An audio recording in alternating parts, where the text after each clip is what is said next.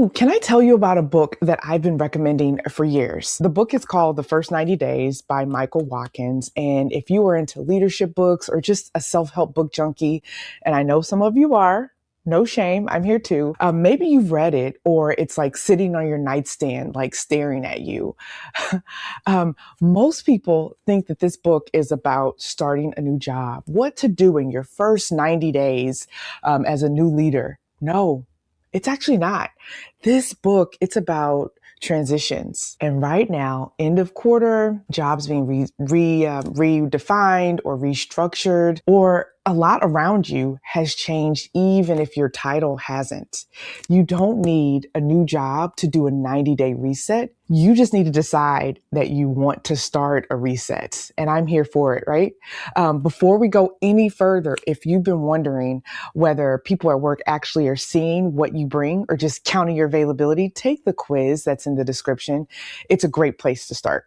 So let me get to the book, right? Because I want to give you something you can actually use this quarter, not as a new hire, but as someone who's been in their role for a year or two or five, and something feels like it's gone flat. Because that's who this video is actually for.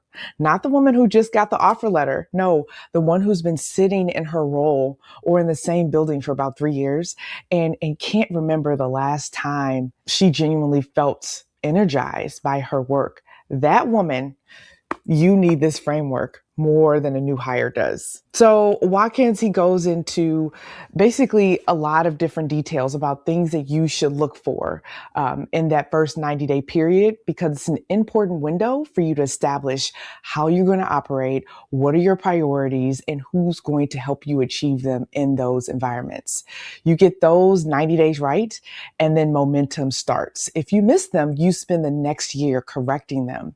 Now, here's the reframe that I really want you to sit with. What if you missed your first 90 days? Not because you were incompetent, but because you didn't try. Because you walked in, you got immediately swept up by all the new notifications, someone else's priorities that already existed, and never got the chance to establish how you were going to operate, because that happens all the time. And then what happens next? You spend years running a baseline that was never actually yours. You're not underperforming. You're just operating from a launch pad you never designed. And this 90-day reset is you building that launch pad right now. There are 5 questions that Watkins recommends that you ask everyone you work with when you are trying to understand the organization. What's working well here that I should protect? What's not working that I need to fix? What do you wish leadership understood better? What would you want a new person in this role to know? And what would success look like from your vantage point? So when you put those answers in a grid and look at those patterns, you stop guessing. You see where the energy is blocked, and you see what people are not saying in those meetings versus just trying to sniff it out on your own. And what's interesting about these questions is it really helps you take like a bird's eye view at everything that's going on and assess it based on your interaction with different stakeholders. So what you're doing is, as something new launches, some new initiative, I know there's banter around the office and people are complaining, people are just venting. You're listening. And you're keeping your ear out for those questions and answers. So that way you can really assess what's going on. So there's a new merger. You're just randomly talking to your work bestie and you say, man, this is such unfamiliar territory. What do you think success will look like for us? Right. And I'm sure your work bestie is like, well, they just go on a complaining spree. This person, that person, blah, blah, blah. But as you're listening, you are boiling all of those answers down to true concrete things that you can execute or take action on in the next 90 days. And let me tell you why this is critical, because no one else is thinking like this. No one. Everyone else is in reaction mode. Oh, I can't believe they did this. What were they thinking? And why is this initiative important? But instead of you getting caught up in that vortex of complaints, of dissatisfaction, of negativity, you are thinking strategically and you're giving yourself space and the tools to do it. No, you're not new. You're not new to the game. But those questions, when was the last time you actually asked yourself those questions? Not in a formal meeting, not in a survey, in real conversation with the people you work with, and had the capacity to actually listen for the answers. And if that's been more than 6 months, you've been operating with old information. In this job market, there's so much uncertainty and old information that is a liability. That's why asking these questions is critical. In fact, I want you to drop the word reset in the comments if you've been running on a baseline that you never actually set. Now, let me talk about what this framework looks like when you apply it to yourself and not a new hire. You, yeah, I'm talking about you. The first thing you do in a 90-day reset is you scope out those 3 months honestly. Not what you hope will happen, not what your manager wrote in your goals document. What actually is in front of you, given everything you know right now, including uncertainty, including the things that no one says out loud. And this is the part from the book that I tell a lot of leaders. Don't write the plan for yourself. Write it with someone because things change in real life. Someone gets promoted, a budget gets cut, a system breaks, an org gets announced. And if you wrote your 90-day plan alone in a vacuum, you're managing against a document that stopped being accurate week 3. Now, if you wrote it in conversation with your manager, with a peer, with a coach, someone who can reflect what they are seeing, you are managing against a living agreement. And in a season of like job uncertainty, a living agreement is what protects you. What am I talking about, living agreement? Come on. You know, there's so many documents that just sit in an archive, a digital document that no one looks at or checks in on or even updates. Think about that Google Doc or how many updates you do to that final draft before you release it to leadership. That's what we're talking about. We're talking about multiple iterations based on what we see happening around us. It's not a set it and forget it, right?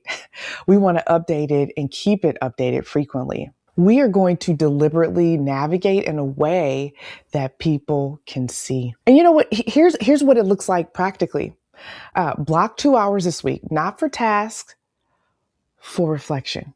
I want you to ask yourself those 5 questions about your own role. What's working here that I should protect and build on? What's not working that I have been tolerating or ignoring? What do I wish my leadership understood about what I'm navigating? What do I know now that I wish I knew when I started? Write the answers down. Then do one thing. Take one of those answers in your next one-on-one. Not as a complaint, but and not as performance, but as a strategic conversation. This is you running your own 90-day reset. How does that feel? Right? You're actually taking control of the narrative instead of being, just pulled whatever direction leadership wants to take you. The women who operate in job uncertainty, they are the ones who navigate it well because they have a 90-day plan and they have the flexibility within it to move and move in a way that protects them. So for my book stack people, like if you've read 90 Days and you want to go deeper on the energy side, there are 2 books that I keep going to. The first one is Burnout by Emily and Amelia. Their last name starts with the N. I'll put it in the notes. I like this one because it talks about burnout as a cycle. And that's what really opened my eyes. Wow, burnout is a pattern. I keep repeating these patterns. I keep accepting these late nights, always being available, never taking a beat to truly assess what I'm good at and how I let that shine through the work that I do. And by recognizing those patterns, we can label them. And then we can pivot. We can try to center our work around those things that energize us instead of just letting things pull us. Because this is one thing I know about smart, high achieving women that don't get tired. They focus on breaking out of that stress cycle and they know what energizes you. And it changed how I think about resetting my own energy because it wasn't just biologically, it was actually a mindset shift.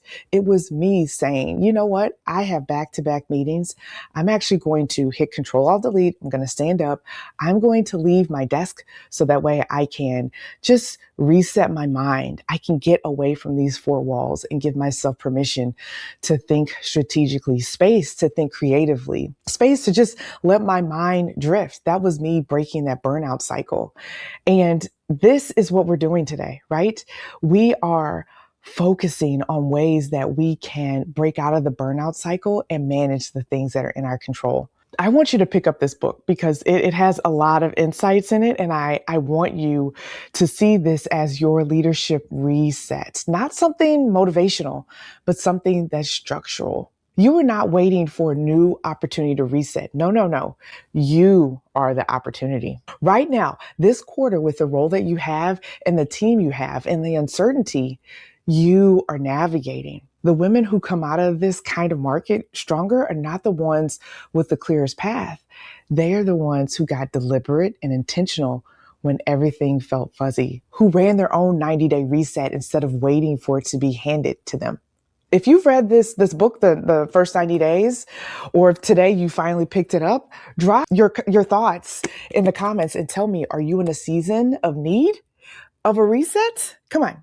Because if you are, this is the right time. And if you want to know whether people in your organization are actually seeing what you bring to the room, take the visibility versus value quiz. It's in the description. Are they recognizing your brilliance or just relying on your availability?